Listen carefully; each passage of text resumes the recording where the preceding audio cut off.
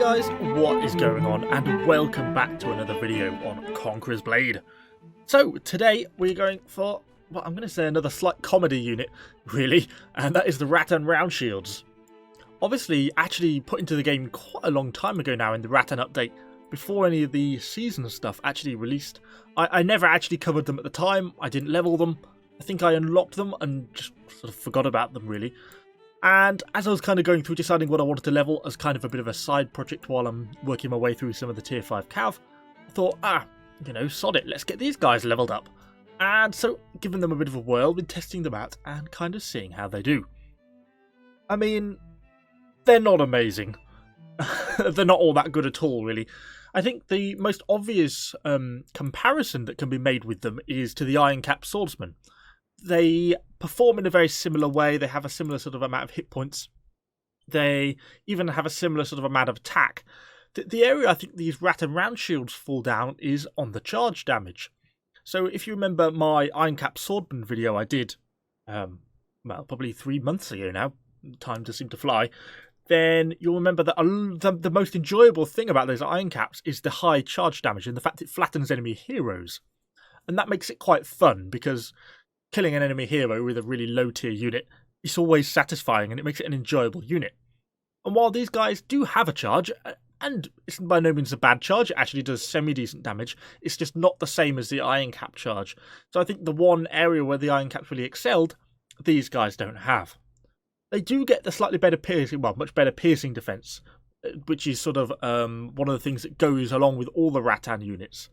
But realistically, they still don't hold up all that well. They've only got 8,000 hit points, and the slashing defense is very low, and so once they start to get stuck into melee combat, they tend to fall to pieces pretty quickly. They do okay on damage, but realistically, it's the penetration that lets them down, that slashing AP, and I am running them with a slashing AP Doctrine at 1040. It's just not enough to penetrate anything but sort of low and mid tier units. So once you start to come up against anything of sort of decent strength, the damage really dives off a cliff because of the lack of that penetration. And if you watch, most of the sword units have sort of significantly higher penetration values there. So that for me is what kind of lets the unit down a little bit. Without having that higher damage, because obviously they don't have any burst damage ability like a Conqueror or an Azap or anything like that. So you're kind of relying on that base attack damage, and without that being there, it's not all that great. They do have a pretty good base movement speed, as you'd expect with a fairly lightly armoured unit. That does get upgraded on the actual unit tree, but I haven't done any of the unit tree upgrades. You get an extra 15% base movement speed increase. And you can actually get a little bit more out of their base defensive stats. You're not going to be getting a lot out of the slashing one. You could arguably, if you really love this unit, the piercing defense increases, actually that 15%, because it has quite a high base piercing defense, is going to be reasonable. You'll probably get them into sort of the high 700s, maybe even 800, which actually is going to make them fairly range resistant. But given that the unit is fairly lackluster, doesn't really seem worthwhile to me. But that being said, we're still going to try and have a little bit of fun with them, so let's hop into some battles, see how we get on, see what we can take down with our slightly underpowered Rattan Roundshields. So we load into our match on Riverland's Castle. Certainly probably not going to be able to describe this one as a good match, but kind of vaguely entertaining. If you're not a fan of seeing peasants getting killed, then this is certainly not going to be the game for you. It's brutal. So obviously kick things off with a nice charge into a huge Martellatory. Yeah, I mean, goes about as well as you would expect. Annoyingly, the Maul manages to get himself out, but I didn't think realistically I was going to chase him down, and thought I might get kidnapped if it went badly, so thought, yeah, let's leave that. But anyway, able to take things like that down fairly easily. Obviously these are a low tier unit. Okay, we're now killing more Martellatory. It's pretty bad. Obviously, units like this, they cut through pretty easily, but actually the leadership difference isn't even that much. And when you put the unit through, it's kind of interesting to see, as kind of a calibration, what the baseline damage they actually hit for is, and they seem to do pretty reasonably at that. Then obviously we see a unit of stalwarts at the bottom, who then magically disappears. I was thinking about actually having a bit of a pop at them, having a charge into them, but yeah. It looks like the guy obviously disconnected or crashed or something. The stalwarts teleported away from before me. So that kind of leaves me with where do I go next? Obviously we could go up onto the gateway and fight up there, but it is a little bit of a grind fest up here if you're not careful. And so I'm always a little bit nervous about kind of going up there, particularly with a unit like this, which just doesn't have that frontline grinding potential. For example, if you compare to say something like a paladin, obviously a much higher tier of unit, but they really have a much greater degree of survivability. So they're really okay in those sort of grind fests. These guys are much more about getting the jump, getting the charge in and getting the damage on that charge. And then being able to use that initial charge damage to sort of outnumber your enemies sufficiently that you can then kind of overwhelm them. So, you know, grind fests like that don't really work out in my opinion. I'm then also kind of looking to see, are the enemy more likely to be pushing for the A point or kind of pushing back down to the B point? It seemed like to some extent they're starting to build now on the B point, but obviously, you know, what have we got, like multiple units of stalwarts and paladins? I can't take that on head on. You know, if I get behind a unit of stalwarts, kind of as we saw at the start, then yeah, it's a real possibility. But in kind of the current setup, not really much I'm going to be able to do in that situation. So anyway, I'm calling the unit back to me, but then I decided to change tack and go round to the A point, because it looked like there was kind of some people actually trying to cap. And I thought, well, if we're going to lose B, at least we can try and hold on to the A as well. Actually, not as much here as I thought, kind of at least initially, although we end up getting a few more, well, you guessed it, peasants coming around the corner. Slightly upgraded from the Martellatori earlier on in the battle, so we get stuck into them. I don't know if it's the same Maul guy as earlier, who's just got a real sort of love of all the peasant units in the game. Try and get some damage in on him. As we get a sort of this short sword coming down as well. And then we get some Conqueror. Okay, things are starting to pick up a little bit now. Now we're up against much higher tier units.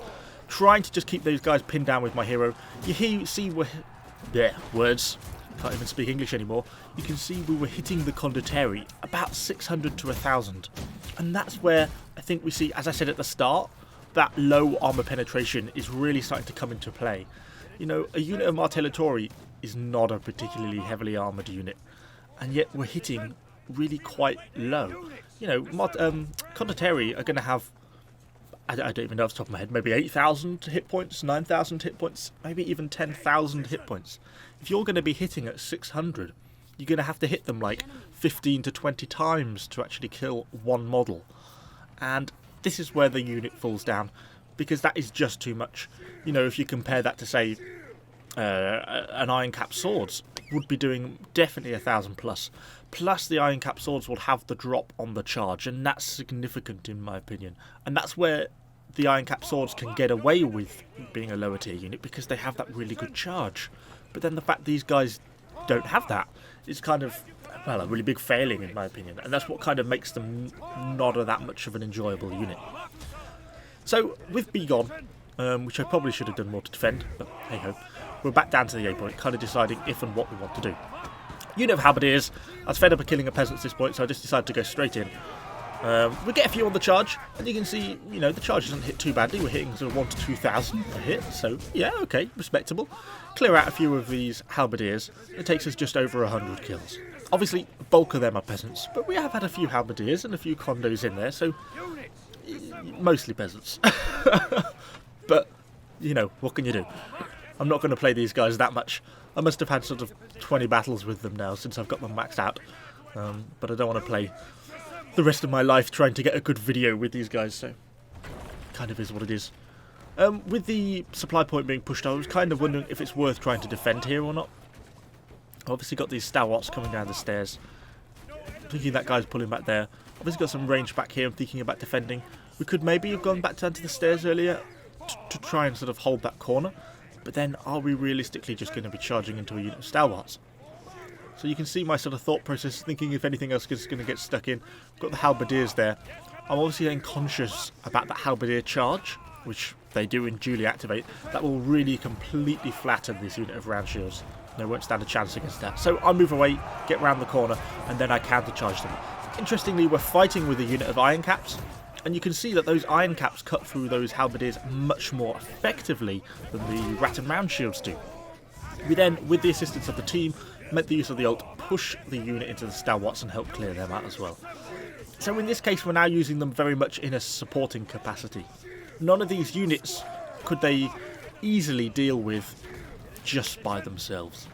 Maybe the halberdiers, if we'd avoided the charge and counter-charged into them, maybe if they didn't activate their billhook ability, then I think there would be a realistic chance that maybe we would get away with that. But the rest of the stuff, I'm not going to be taking a unit of stalwarts head on. It's just not going to happen, even with the glaive ultimate. The damage potential just isn't there. Kind of as we saw in one of the clips at the start, if you get a stalwarts from behind, then yeah, realistically you can stand a chance. If you get a nice charge into them, obviously you'll get all that crit damage, so then you do okay and you can take out a unit of stalwarts in that way. But so can any unit that gets behind a unit of stalwarts. Stalwarts are just invincible from the front, not from the back. So then, with the B point gone, the A point gone, and the supply point sort of on the brink of collapse, I was kind of deciding what I wanted to do. So at this point, I was thinking, well, the supply point's going to fall in a minute, so there's no point me going back down there. Or at least, that's kind of what I thought was going to happen. In the meantime, we had this short sword having a little bit of a look at the point, just sort of making a bit of a menace of himself. Not doing a tremendous amount of damage to him in iron sides, but the blunt damage of the glaive does largely hit through the iron sides, so it does kind of work. I then thought we were sort of imminently going to be getting trebbed, because, well, that's kind of what I would do if I was that short sword. So I kind of pushed my unit back out the point. We're not going to be hitting a short sword, heavy armour, in iron sides for anything more than like 1 point of damage with the Rattans. So it's just not worth them being there, you know. I'd rather they were just out of the way and safe. So you can see I'm still kind of thinking a little bit more about that supply point. I can't believe it hasn't fallen yet, particularly with the amount of enemy stuff that's pushing into it. And so I'm kind of at a little bit of a loss of what to do. So I'm thinking about going back down, but also thinking, well, is the enemy going to make any more of a push here? So since I was caught up in a big period of indecision for the next minute or two, I decided to stick it on fast forward. But they just have the most fantastic voices. I absolutely love it. They sound like minions or something, and maybe we should have all videos in 2 times speed. I just think that's absolutely fantastic. But anyway, comic voices aside, I pushed down to see if that supply point was going to end up holding. We sort of mess around a little bit down here, but don't really end up achieving a lot. But the long shot is it ends up forcing the enemy to go up and round and push up the other staircase. So decide to push back up, make sure we don't do anything silly like losing the point from that direction. So I get up that way, get myself set up and prepare to defend. Initially, we get a unit of Imperial Spear Guard coming up. Okay, not something I'd fear too much, particularly if he's going to hold his back to me like that. So I try and get pushing up. We've got some allies going in already, and I just go for the charge. Try and get the knockdown on the thing. Reasonable amount of charge damage. But you see what we're hitting against an armoured unit like this. We're hitting for, what, like 200, 300 on our normal hits. We wipe out the enemy player, and are really able to push through that unit. I mean, 50% of that is just hero, realistically, once we got them pinned down. But the charge damage from the Rattans into the Imperial Shield Guard was okay. It was just their normal attack. Just doesn't have that penetration. It's just too low for them to be viable. If they got another 200 armor penetration on the slashing, then I think there would be a much, much better unit. But unfortunately, without that, I just think they're a little bit too ineffective to really be a viable unit. And as I say, because the charge isn't all that great, then I just don't see really what you're getting out of them. So then I was looking kind of for my next opportunity. They'd obviously, at this point in the time I'd gone over to deal with the Imperial Spear Guard, they'd got the supply point and started to build up a bit of pressure on this staircase. But we do, of course, have a pretty tremendous amount of stuff here. Obviously, I'm watching out for trebs, because obviously we're in a prime treb position. But I'm also thinking about when is my opportunity to charge down the staircase, because that's what I'm thinking about what I want to do. The unit's obviously already wanting to get themselves into the action. So I push them up behind so they're in a good position to do it. And I'm kind of just looking for when I want to go in. I mean, there's never going to be a great time here. This is always going to be a little bit suicide. So I kind of make my move. I put the buff on, try and get some damage in. We flatten one enemy hero and get the kill on the way in. And, well, you see, we've got sort of another 5 to 10 hero kill, unit kills or something like that. And it does encourage the rest of the team to push down the staircase. We unfortunately largely get stopped by that Imperial pike advance. Well timed, as you would expect. And we do get to push through it, but we do take some casualties in the meantime. And then I'm just trying to get as much of the range as possible. Unit does fine against stuff like this. There's obviously a lot of people competing against to try and get it. But we get a few extra kills.